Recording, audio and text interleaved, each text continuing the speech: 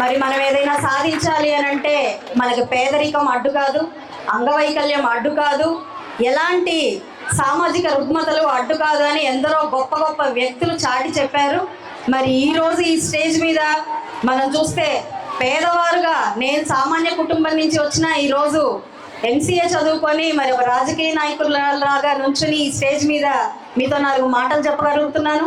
అదేవిధంగా మరి అంగవైకల్యం ఏమాత్రం ఎక్కడ అడ్డు కాదు, మనం ఏదైనా సాధించాలి అని అంటే ఎంత దూరమైనా వెళ్ళొచ్చు అని మరి మన గౌరవ లైబ్రరీ చైర్మన్ గా ఈరోజు అంత ఎత్తుకి ఎదిగిన మన కోటేశ్వరరావు గారు ప్రత్యక్ష నిదర్శనంగా కనిపిస్తారు. మరి ఇక్కడ కూర్చున్న ప్రతి నాయకులు కూడా నిబద్ధత, నిజాయితీ, చెయ్యాలి అన్న ఆశ, ధైర్యం ఉంటే చాలు ఎంత దూరమైనా, ఎంతటి ఉన్నత శిఖరాలకైనా మనం ఎదగొచ్చు అని ప్రతి ఒక్కరు కూడా మీకు ఒక ఉదాహరణగా ఈ స్టేజ్ మీద కూర్చున్న వాళ్ళు కనిపిస్తున్నారు. కాబట్టి ఈ ఉదాహరణలు అన్నీ కూడా మీ మనసులో పెట్టుకోండి.